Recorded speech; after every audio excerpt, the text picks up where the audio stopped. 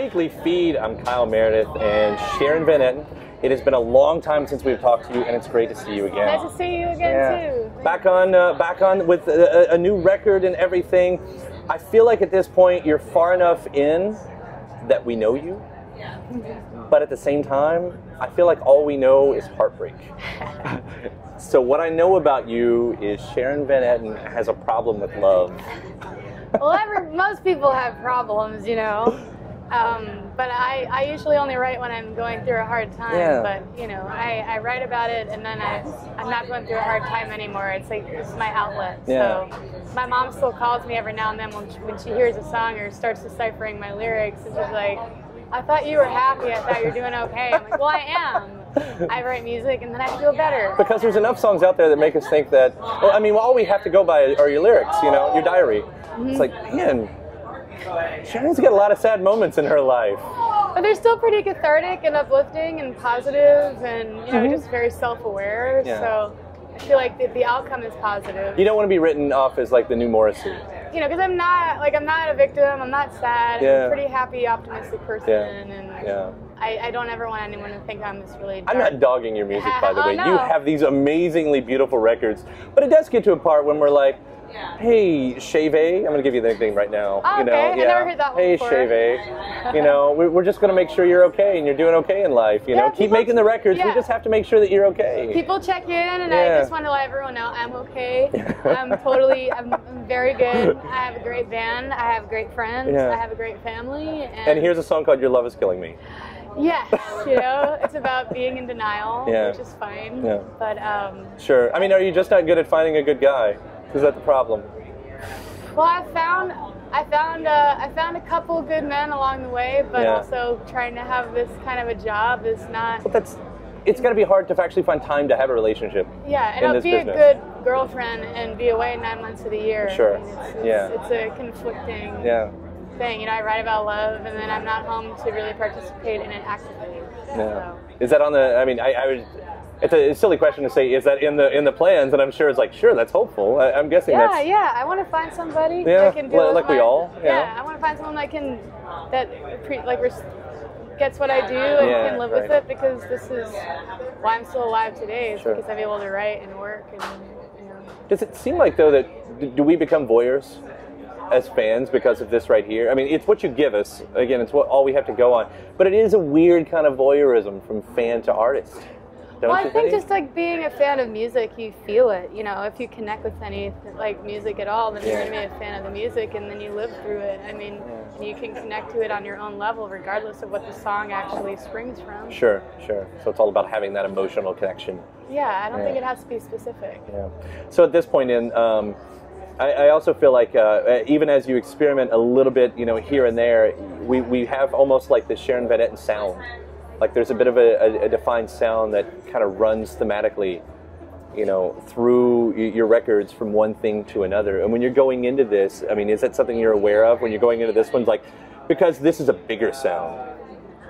And I guess you have to have that moment where you say, I'm ready to do a bigger sound, or whatever it is. Or how does this record come to be that way? You know, it's funny. It happened really gradually. I had very minimal parts written out before I went into the studio, and I just, you know, I'm a fan of the slow build. Sure. And so I like when instruments slowly come in and help build the song, and it kind of is a roller coaster where it starts pretty low, goes high, but when it drops, it's not all the way down. And I like hearing very specifically what the instruments are. I think the melodies are some of the most important parts of the songs, because they're some of the most cathartic, and then the instrumentation comes afterwards. So that usually comes last, is the instrumentation. But from this record compared to Tramp, I feel like, and I'm really proud of Tramp, and I had a great time recording it with Aaron, but it's very dark sonically, and I just wanted to try something a little bit more wide and a little bit more feminine, and I wanted a bit more control of it myself. So I was specific about things being a little weirder, like letting the omnichord shine through a little bit, but like having very specific entrances for instruments, and just having it not be every part be buried, even though bigger dynamically, I feel like. It's not as dark sonically. Yeah, it even seems like your vocals are even more confident this time around. Well, I was sick through the making of Tramp. Oh, so okay. I even so though that wasn't like a timid thing where you were playing, you know, the character of the victim or whatever. No, I was actually. Luckily, it actually comes across like that in a good way, you know. I actually had serious health issues where my throat was swollen the whole entire time I was working because I was touring constantly, and all my time off was spent recording. Like I thought I had like tumors in my throat, and I didn't know, and I. So why go through it? Why say here's a great time to make a record? Well, I had to. Yeah.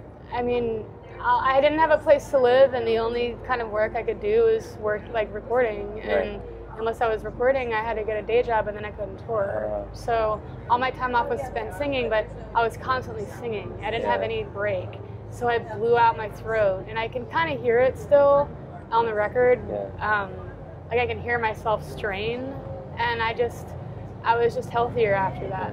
Not that any of us ever listen to that and go, she is straining there. I mean, I'm so proud of everything we did, and I think the melodies are great. It sounds really great. Right. But for my mind, I know where I was at, so I can hear certain things that I know I can sing better now. Yeah. This record, I guess part of the whole pitch is it's a bit more self-produced, as you're saying, which can be dangerous sometimes if it becomes too introverted or something like that. I'm sure you've heard those stories. Right. And you know, was that ever weighing on you? Like, I still have to take maybe what a producer would be good at and remember to throw it down here, you know? Well, I think I knew what I wanted, and I got to bring my band in that knows me really well. We've been traveling nonstop for the last 2 or 3 years, so there's no better interpreters than myself and my band. And it was really fun, and it was really open, and I could direct people while still letting people have freedom and feel comfortable to share their ideas. Yeah. It was a healthy space. Yeah, it really does make for a beautiful record. I have heard you, I don't know if you're serious or just having fun with the press, to say, who knows if you want to keep doing this on and on, but it does get to a point where your fans can be so demanding that you're just not allowed to do anything else. Well, you know, I mean, I feel very lucky that there's demand, and I'm going to tour this record like crazy, and then I need a break. Then you got to figure it out. I've been touring for 10 years, so I would like a home life. I don't know if I want to go back to school or start working in music in another capacity again. I kind of miss having a routine and stability and a home. It's amazing you can remember what a routine is. Well, I mean, the routines just change, you know, like on the road, you don't have a normal schedule. You don't know if you're getting up at 8 or 12. You don't know if you have a 3-hour drive or 10. Sure. I mean, there's no real day off on tour. Yeah. And I feel very distant from my family and friends. And I would like a little bit more normalcy, because I feel like if things keep growing, I won't stay who I am. Yeah. Well, you did make a great record, so if it takes a break for you to come back and make a great record down the road, I'm sure you'll get the itch again. It's in all of us. I will always write, I'll always record, and I just need a break after this. Hey, Clapton's not going to tour anymore. You know, you can just do that. Eric, I need your advice. Sharon, it's so great to talk to you. Thank you so much. I appreciate it.